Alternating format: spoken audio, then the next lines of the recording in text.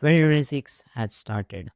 Some people will grow, but some will be manipulated. In this video, we are going to talk about 5 most dangerous laws from the book 48 Laws of Power so you don't become the one getting manipulated. Law number 1, never outshine the master.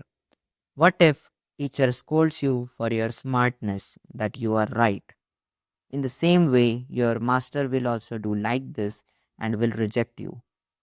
Try to present your idea in such a way that idea will be of masters. If he is impressed, you can do anything you want in your job. Law number 2, always say less than necessary. Imagine that you are sitting in a group of students and you are talking about something. You should say less and you should not act too smart that you know everything. Say less and act unique. Law number 3, quote attention at all costs.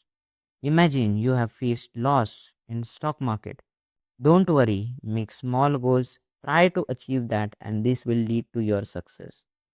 Law number 4, never appear too perfect. Appearing too perfect will lead to oppose your closest friend and you will be betrayed from that closest friend. Make minor mistakes so to not appear too perfect. Fifth law, assume formlessness.